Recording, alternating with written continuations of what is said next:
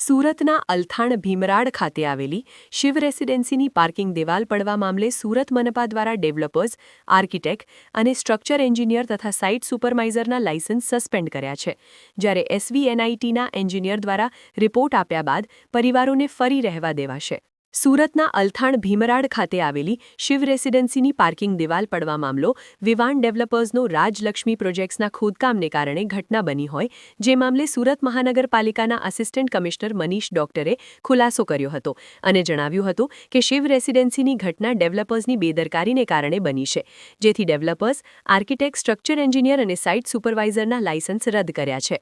આ વિસ્તારના assistant engineer કેતકીબેન Shukla અને નાયબ શહેરી વિકાસ અધિકારી ધર્મેશ પટેલને શો કોઝ નોટિસ પાઠવી છે, તો મહાનગરપાલિકા દ્વારા ડેવલપર્સની બાંધકામની રજા ચિઠ્ઠી કરી રદ કરી દેવાઈ છે. ડેવલપર્સનું મહાનગરપાલિકાએ અનિચ્છનીય મુદત સુધી બાંધકામ બંધ કર્યું છે. માટી ધસી પડતા શિવ રેસિડેન્સીના 4 બિલ્ડિંગના 195 ફ્લેટના પરિવારોને સલામતીના ભાગરૂપે સ્થળાંતર કર્યા છે અને SVNITના એન્જિનિયર દ્વારા રિપોર્ટ આપ્યા બાદ પરિવારોને ફરી રહેવા દેવામાં આવશે. આવનાર એક દિવસમાં તમામ પરિવારોને ફરી પોતાના આવાસમાં રહેવા આવી જાય તે પ્રકારના પ્રયાસો ચાલી રહ્યા છે. મહાનગરપાલિકા દ્વારા ડેવલપર્સ પાસે રાત દિવસ માટી પુરાણ સાથેનું કામ કરાવ્યું છે. ડેવલપર્સના તમામ માણસો તેમની બધી જ મશીનરી રાત દિવસ કામગીરીમાં જોડી દેવાયો છે. આપ જાણો છો તેમ ભીમરાડ વિસ્તારમાં વિવાન તરીકે ઓળખાતા પ્રોજેક્ટમાં બેઝમેન્ટ અને ડી વોલની કામગીરી ચાલુ હતી. દરમિયાનમાં રાત્રે અમને સમાચાર મળ્યા હતા કે તેમાં ડી વોલ કોલેપ્સ થઈ છે. તરત જ શહેર વિકાસ ખાતું અને સાઉથ વેસ્ટ ઝોનનો સ્ટાફ સ્થળ પર પહોંચી ગયો હતો. સ્થળ પર ડી વોલ અને એને લાગુ જે શિવ રેસિડેન્સી છે એની કમ્પાઉન્ડ વોલ અને પાર્કિંગ શેડ પણ એની સાથે ધસી પડ્યા હતા. સલામતીના પગલા તુરત જ સ્થળ પર ચાલુ કરી દેવામાં આવેલા હતા. સ્થળ પર ડેવલપર, સ્ટ્રક્ચરલ એન્જિનિયર, આર્કિટેક્ટ બધા જ હાજર હતા. તરત જ માટી પુરાણની એમની જે સ્ટ્રક્ચરલ એન્જિનિયરની સલાહ સૂચનો મુજબ ચાલુ કરવામાં આવેલું, જે આજે દિન સુધી અવિરત ચાલુ છે. લગભગ અત્યાર સુધીમાં 1400 ટ્રક જેટલું માટી પુરાણ કરેલું છે. એ ખૂબ એન્જિનિયરિંગ આસ્પેક્ટ છે એ પ્રમાણે સ્ટ્રક્ચરલ એન્જિનિયરની સલાહ પ્રમાણે જ માટી પુરાણ થઈ રહ્યું છે. અત્યારે જે સ્લોપમાં કરવું જોઈએ, જે સ્ટેપ્સ વાઇઝ કરવું જોઈએ, એની અંદર લાઇમના લેયર કરવાના છે અને છેલ્લે PCC નું લેયર થશે, એ બધું જ એમના માર્ગદર્શન હેઠળ અત્યારે અવિરતપણે ચાલી રહ્યું છે. તે જ દિવસે તુરત જ ડેવલપર, આર્કિટેક્ટ, સ્ટ્રક્ચરલ એન્જિનિયર અને સાઇટ સુપરવાઇઝરના લાયસન્સ રદ કર્યા છે અને રજા ચિઠ્ઠી સ્થગિત કરેલી છે. કેટલા લોકોનું સ્થળાંતર કરવામાં આવ્યું? 192 ફેમિલીનું સ્થળાંતર કરવામાં આવેલું છે એવું અમને સાઉથ ઝોન તરફથી માહિતી છે. સર, દિવાલ પડવાનું કારણ શું? ડિવોલ એ પ્રાઇમરી આપણે એવું કહી શકીએ કે એ સ્ટ્રક્ચરલ ફેલિયર છે. એના જે એન્કર વાયર્સ હતા એ તૂટી ગયા, એના કારણે આ પડી ગઈ છે.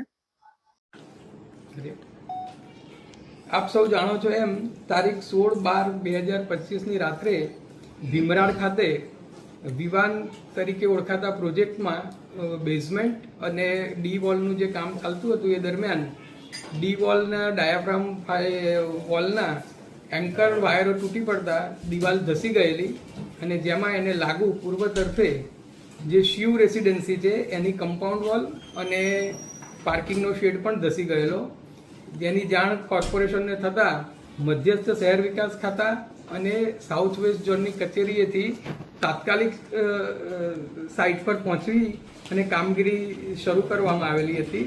એમાં પોલીસને જાણ કરતાં પોલીસ પણ હાજર રહેલી અને એમને પૂરેપૂરો સહકાર ત્યાં જે એકઠા થયેલા લોકો હતા એનો વ્યવસ્થિત પ્રબંધ કરવામાં રહેલો છે. જ્યારથી કોર્પોરેશનને ખબર પડી છે ત્યારથી સતત કામગીરી બચાવ સલામતીના પગલાં ભરવાની કામગીરી શરૂ કરવામાં આવેલી છે.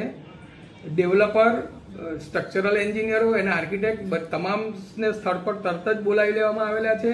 એ લોકો તરફથી નજીકના જ પ્લોટમાં ત્યાં માટી અવેલેબલ હોવાથી પહેલે જ દિવસથી લગભગ 50 ટ્રકો, 6 JCB અને 8 પોકલેન્ડ અને બીજા સાધનો જરૂરી એ તમામથી માટી પુરાણનું કામ શરૂ કરી દેવામાં આવેલું.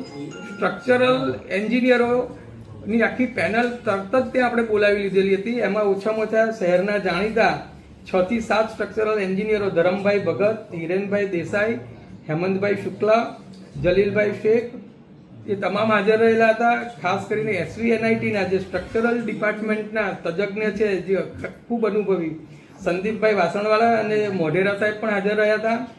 સોઇલ કન્સલ્ટન્ટ તરીકે હરજીભાઈ કિકાણી, જીઓ ટેકનોલોજીસ્ટ અને નેહલભાઈ દેસાઈ પણ હાજર રહ્યા હતા. એન્જિનિયરો અને તમામની સાથે ચર્ચા વિચારણાઓ સતત ચાલીને એમના માર્ગદર્શન પ્રમાણે ટેકનિકલી જે ઝડપી અને અસરકારક રીતે સલામતીના પગલાં લેવાના તે શરૂ કરી દીધેલા હતા. અને આજની તારીખમાં લગભગ 1400 ટ્રક જેટલી માટીનું પુરાણ આપણે ત્યાં કરી દીધું છે. માટીનું પુરાણ પણ બહુ સાયન્ટિફિક એન્જિનિયરિંગ પદ્ધતિથી કરવામાં આવે છે. જે એંગલ પર સ્લોપ કરવાનો હોય, જે એના સ્ટેપ્સ બનાવવાના હોય એ જ પ્રમાણે કામ ચાલી રહ્યું છે. એની વચ્ચે જે લાઇમના લેયર કરવાના હોય છે એ લેયર પ્રમાણે કામ ચાલી રહ્યું છે. અને ત્યાર પછી છેલ્લે એના ઉપર પીસીસી પણ કરવામાં આવશે. આ બધું જ સ્ટ્રક્ચરલ એન્જિનિયરોની સલાહ અને માર્ગદર્શન હેઠળ ચાલ્યું છે અને સતત એ લોકો ત્યાં હાજર રહે છે. અત્યાર સુધીમાં લગભગ ઘણી બધી કામગીરી પૂર્ણ થઈ છે. કામ શરૂ થયા પછી ક્યાંય આપણે અટક્યા નથી અને આશા રાખીએ છીએ કે શક્ય એટલું ઝડપથી અને કદાચ આપણે એક દિવસ બાદ આપણે એ લોકોને ફરીથી ત્યાં લાવી શકીશું. અમારા માટે સલામતી એ સૌથી ટોપ પ્રાયોરિટી છે. એની સાથે એટલી જ પ્રાયોરિટી એ લોકો જે લોકોને આપણે બહાર મોકલવા પડ્યા છે એ લોકો પરત ત્યાં આવે એના માટેની છે. એટલે એ બાબતના તમામ પ્રયત્નો ચાલી રહ્યા છે. અને ત્યાં જ્યારે રહેવા આવશે ત્યારે દિવાલ તૂટી ગઈ છે તો આપણે એ લોકોની સલામતી જળવાય એ માટેની પણ ત્યાં વ્યવસ્થા કરીને જ એમને ત્યાં બોલાવીશું. અને શક્ય છે ત્યાં સુધી આપણે એકાદ દિવસમાં આપણે એમને ફરીથી એમની જગ્યા પર લાવીએ એવો પ્રયત્ન કરી રહ્યા છીએ આપણે. સર, દિવાલ પડવાનું કારણ શું હતું? દિવાલ પડવામાં એ રિપોર્ટ આપણે SVNIT પાસેથી માંગેલો છે કે ખરેખર એનું સ્ટ્રક્ચરલ કારણ શું હતું, પણ એ સ્ટ્રક્ચરલ ફેલ્યોર હતું. સ્ટ્રક્ચરલ ફેલ્યોર કહી શકાય એને આપણે. નોટિસ કઈ આપવામાં આવી છે? ડેવલપરને અને સ્ટ્રક્ચરલ એન્જિનિયરો, સાઇટ સુપરવાઇઝર અને આર્કિટેક્ટ એના લાયસન્સ સસ્પેન્ડ કરી દીધા છે આપણે. ડેવલપરના રજા ચિઠ્ઠી પણ સ્થગિત કરી દીધી છે. અને આજની તારીખમાં આ કામગીરી સંભાળતા શહેર વિકાસ ખાતાના આસિસ્ટન્ટ ઇજનેર કેતકીબેન શુક્લ અને ડેપ્યુટી શહેર વિકાસ અધિકારી ધર્મેશભાઈ પટેલને પણ શોકોઝ નોટિસ આપવામાં આવી છે આ બાબતે. સાહેબ, એક વિડીયો વાયરલ થયો છે જેમાં આગળના ફૂટપાથમાં તિરાડ